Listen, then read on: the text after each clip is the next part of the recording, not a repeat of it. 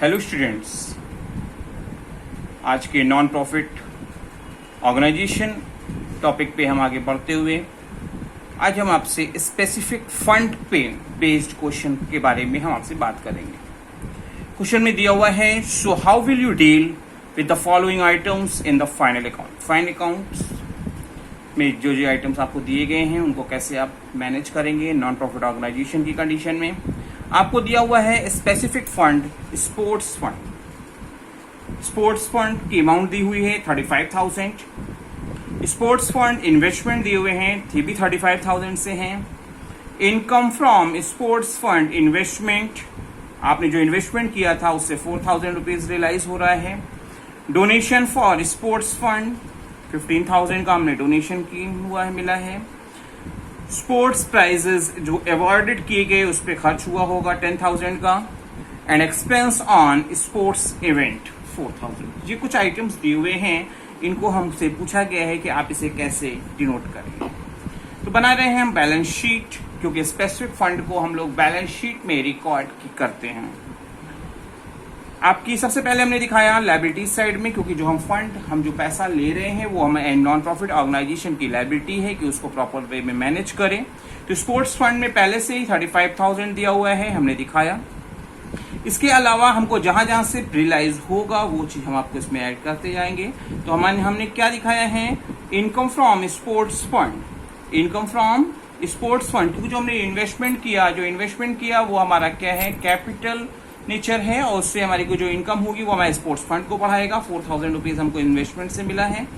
Donation जो 15,000 के हमको रियलाइज हुए थे वो हमने दिखाया, और टोटल हमारा हो गया लायबिलिटी साइड में स्पेसिफिक फंड स्पोर्ट्स फंड के अमाउंट के लिए हम पे देखेंगे तो 54,000 की मेजरमेंट आएगी।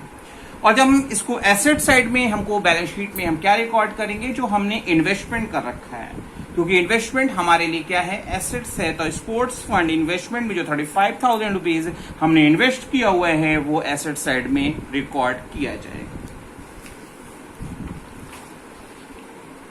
फिर आपने यहां से 54,000 रुपीज आपने लायबिलिटी साइड में तो जो आइटम्स दिखाए थे कि 4,000 आपको इनकम हुआ था, 15,000 आपको डोनेशन, टोटल 54,000 हो गया था। लायबिलिटी साइड में और आगे बढ़ते हैं तो जो स्पोर्ट्स पे प्राइजेस हमने अवॉर्ड किए थे उससे 10,000 चला जाएगा, माइनस होगा। और एक्सपेंस ऑन स्पोर्ट्स इवेंट्स पे के नाम पे 4,000 खर्च होगा। फाइनली हमारे पास 40,000 रुपीज के स्पोर्ट्स फंड की अमाउंट बचेगी, जो आपकी लायबिलिटी साइड में रिकॉर्ड की जाएगी। एक बार मैं फिर से आपको समझाता हूं। दिया हुआ है स्पोर्ट्स फंड में हमारे पास 35,000 पड़े हुए थे, हमको 4,000 इनकम हो रही है जो हमारे स्पोर्ट्स फंड को बढ़ाएगी। Sports fund investment, income from sports fund investment 4,000 से बढ़ गया। 15,000 का हमको स्पोर्ट्स फंड में कोई डोनेशन मिला है, वो भी हमारे फंड को बढ़ाएगा। टोटल हो गया 54,000 जो लायबिलिटी साइड पे दिखा रहे हैं हम लोग। इसके बाद हमने स्पोर्ट्स प्राइजेस पे जो अवार्ड करने में हमने 10,000 रुपीज खर्च किए, ये हमारे फंड को कम करेगा, हमने 10,000 से माइनस किया।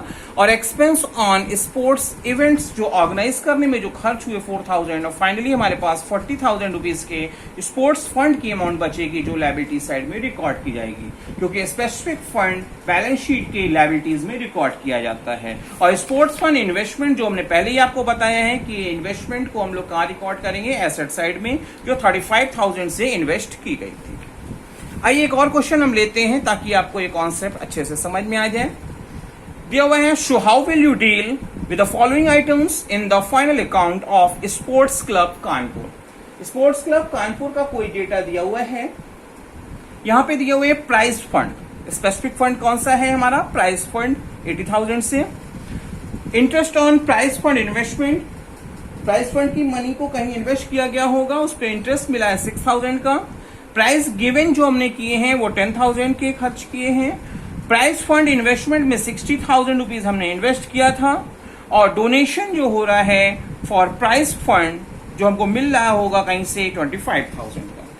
इसको हम लोग कैसे डिनोट करेंगे, कैसे शो ऑफ करेंगे, तो हमने पहले बैलेंस शीट आपको बता रहा हूं, क्योंकि स्पेसिफिक फंड को बैलेंस शीट के लायबिलिटीज में रिकॉर्ड किया जाता है। हमने लिखा balance sheet of sports club Kanpur, क्योंकि उसका नाम पता है।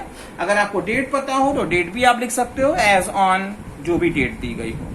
कॉलम आप सभी को पता है, लायबिलिटीज अमाउंट, एसेट्स अमाउंट। और हमने आपको बोला है कि स्पेसिफिक फंड की नॉन प्रॉफिट ऑर्गेनाइजेशन की कंडीशन में जो दिखाया जाएगा वो कहाँ दिखाया जाएगा, बैलेंस शीट के लायबिलिटीज में। हमारे पास प्राइस फंड के नाम पे 80,000 रुपीज पहले से पड़े हुए थे। इसके बाद जो जो सोर्सेस से हमारे इस फंड को इंक्रीज किया जा रहा होगा वो हमारे ऐड होंगे और जो पेमेंट्स हो रहे होंगे वो माइनस हो जाएंगे। तो इनकम फ्रॉम जो इन्वेस्टमेंट हमने किया हुआ था इस प्राइस फंड में उससे 6,000 रुपीज मिला, जिससे हमारा क्या होगा, फंड बढ़ जाएगा। डोनेशन हमको जो रियलाइज हो रही है फॉर प्राइस फंड के नाम से 25,000 की, और टोटल हमारे पास अमाउंट हो गई 1,11,000, जिसमें से हमने प्राइस को डिस्ट्रीब्यूशन पे 10,000 रुपीज खर्च कर दिए हैं, जो आपका क्या होगा, यहाँ माइनस किया जाएगा। और फाइनली हमारे पास प्राइस फंड के नाम से कितना पड़ा हुआ है, 1,01,000।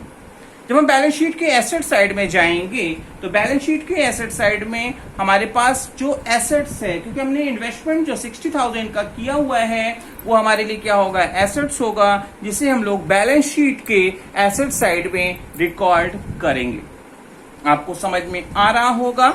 फिर भी और अच्छे से समझ में आ सके इसके लिए हम आपको और क्वेश्चंस प्रोवाइड कर रहे हैं, ताकि आपके लिए ये नॉन प्रॉफिट ऑर्गेनाइजेशन के स्पेसिफिक फंड का कॉन्सेप्ट अच्छे से समझ में आ सके। दिया हुआ है, so how will you deal with the following items while preparing financial statement of NPO. NPO means non-profit organization. हमारे को टूर्नामेंट फंड दिया हुआ है। यहाँ पे क्वेश्चन में जो स्पेसिफिक फंड है वो कौन सा है, टूर्नामेंट ऑर्गेनाइज करने से रिलेटेड कोई फंड होगा, 2 लाख रुपीज का दिया हुआ है। कंट्रीब्यूशन रिसीव फॉर टूर्नामेंट, कहीं से पैसा इसके लिए टूर्नामेंट ऑर्गेनाइजेशन के लिए और पैसा मिला है, कितने का मिला है, 40,000। टूर्नामेंट पे एक्सपेंस जो हुए हैं वो 80,000 के हुए हैं। और interest received on tournament fund investment, हमने कुछ फंड इन्वेस्टमेंट किया होगा जिसपे हमारे को 12,000 का इंटरेस्ट मिल रहा है। Receipt from tournament tickets, tournament के टिकट्स बेचे गए जिससे पैसा आपको रियलाइज हो रहा है 20,000 का। तो आइए इसको कैसे हम लोग बैलेंस शीट पे रिकॉर्ड करेंगे। तो सबसे पहले हमने बनाया बैलेंस शीट, जिसकी भी बना रहे हो, अगर आपका नाम पता है तो मेंशन करेंगे, या नाम नहीं पता था तो मैंने सिर्फ लिखा बैलेंस शीट। अगर डेट पता हो तो डेट भी आप मेंशन कर सकते हो, एज ऑन जो भी डेट दिया हो। हमने कॉलम बनाया लायबिलिटीज अमाउंट एसेट्स अमाउंट, क्योंकि बैलेंस शीट में के कॉलम क्या होते हैं, liabilities amount assets amount. Non profit organisation की कंडीशन में स्पेसिफिक फंड को हम लोग बैलेंस शीट के लायबिलिटीज में रिकॉर्ड करते हैं, उसके एडजस्टमेंट्स वहीं दिखाते हैं। तो टूर्नामेंट फंड के नाम से हमारे पास 2 लाख रुपीज पहले से पड़े हुए हैं, पहले से दिया हुआ है, हमने लिखा 2 लाख रुपीज से। हमको 40,000 का कंट्रीब्यूशन रिसीव हो रहा है, जैसा कि लास्ट के 2 क्वेश्चंस में डोनेशन के नाम से रिसीव हो रहा था, यहाँ कंट्रीब्यूशन के नाम से दिखा रहा है।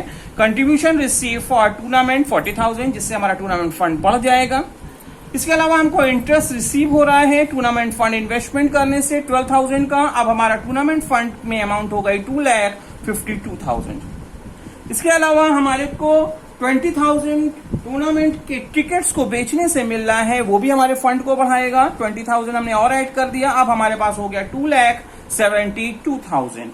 और हमने जो खर्च किया है इस पूरे ऑर्गेनाइज करने में टूर्नामेंट एक्सपेंसेस के नाम से 80,000 रुपीज सब्सट्रैक्ट होगा, और हमारे पास जो वैल्यू बचेगी जो बैलेंस शीट के लायबिलिटीज में फाइनली रिकॉर्ड होगी वो होगी 1,92,000 से। ये तो लायबिलिटीज की बात हो गई। कोई भी इन्वेस्टमेंट या कोई भी एसेट्स हमारे को नहीं दी गई थी पर्टिकुलर क्वेश्चन में, तो ऐसी कंडीशन में बैलेंस शीट के एसेट्स में कुछ भी रिकॉर्ड करने की जरूरत नहीं है। आप सोच रहे होंगे कि बैलेंस शीट के दोनों साइड का टोटल मैच होना चाहिए, बट यहाँ पे केवल और केवल आपसे ये पूछा गया है कि आप इसको कैसे शो ऑफ करेंगे। ये पूरा क्वेश्चन नहीं है, केवल और केवल स्पेसिफिक फंड का प्रेजेंटेशन के बारे में ही पूछा गया है, इसलिए इसमें कोई भी मैच कराने की आपको जरूरत नहीं है। आइए आगे चलते हैं, एक और क्वेश्चन लेते हैं और उसके बाद अपने इस वीडियो को कंप्लीट करते हैं। दिया हुआ है, how will you deal with the following items while preparing the cricket club it's income and expenditure account for the year 31st March 2017 and its balance sheet as on 31st March 2017. Point number 1 दिया हुआ है जिसे हमने ए के नाम से denote किया है, donation received during the year for the construction of permanent pavilion, जिसपे एक्सपेंडिचर हुए हैं हमारे up to 31st March 17 on its construction 12,25,000 12,25,000 rupees. फिर क्या दिया हुआ है, the total estimated expenses on the construction of pavilion being 10,80,000। आपको दिया हुआ डोनेशन इतना मिला है और इस पे अभी टोटल एस्टिमेटेड खर्चा है हमारा 10,80,000 का। टूर्नामेंट फंड में पहले से जो बैलेंस हमारे पास दिया हुआ है, टूर्नामेंट फंड आपका ये है हमारे पास 25 लाख का, और बैलेंस की बात की गई, बैलेंस एज ऑन 1 अप्रैल 2016 10,700 से। सब्सक्रिप्शन रिसीव हो रही है, दिया हुआ subscription for tournament receive during the year, हमको कितना रिसीव हो रहा है 65,800 का। एक्सपेंस हमने during the year construction of the किया है, कंडक्ट कराने पे जो टूर्नामेंट को किया है वो हमारा हो रहा है 72,400। लाइफ मेंबरशिप फीस हमको रिसीव हो रही है आपकी 28,000। तो अब स्टार्ट करते हैं और हमको बात करनी है स्पेसिफिक फंड पे। स्पेसिफिक फंड अलग अलग फंड्स के बारे में है, यहाँ पे कई फंड्स के बारे में बात हो गई है। तो कहाँ बात करेंगे, सबसे पहले हमने लिखा balance sheet as on, balance sheet of cricket club, जिस भी क्रिकेट क्लब के बारे में कहा गया हो, एज ऑन 31 मार्च 2017। हमारे कॉलम क्या होते हैं, लायबिलिटीज, अमाउंट, एसेट्स, अमाउंट, 4 बनाए हमने कॉलम। सबसे पहले हम बात कर रहे हैं कैपिटल फंड, जहां पे पहले से कोई भी बैलेंस हमको नहीं बताया गया है, बट हमारे को ये बताया गया है कि इस पे 10,80,000 रुपीज हमारे खर्च होंगे, जिसमें एस्टिमेटेड हमारा बजट है। तो हमने लिखा है ट्रांसफर फ्रॉम पवेलियन फंड, कितना ट्रांसफर हो जाएगा हमारे पास आ जाएगा 10,80,000 दिया हुआ था हमको लाइफ मेंबरशिप फीस के नाम से कितना मिल रहा है 28,000, और हमारे पास कैपिटल फंड में हो गया 11,08,000 क्योंकि ये पवेलियन को बनाने में खर्च होगा, और पवेलियन जो बन जाएगा वो हमारे लिए एसेट्स हो जाएगा, और उसकी वैल्यू कितनी है 10,80,000। तो मैंने दिखाया पवेलियन इन प्रोग्रेस, जो एसेट साइड में 10,80,000 से, ये हमारे लिए क्या होगी, एसेट्स होगी, जिसका हम लोग बाद में क्या करेंगे। जैसे क्या होता है, ग्राउंड होता है, ग्राउंड में जब पवेलियन बन जाता है तो उस पर ऑडियंस जो हमारे कस्ट होते हैं, ऑडियंस होते हैं, व्यूअर्स होते हैं, उनको टिकट्स बेच के उससे रियलाइजेशन करते हैं। आगे चलते हैं, पवेलियन फंड के बारे में बात करते हैं। पवेलियन फंड में कोई पहले से ओपनिंग बैलेंस नहीं था, इसलिए मैंने ओपनिंग बैलेंस नील कर रखा है।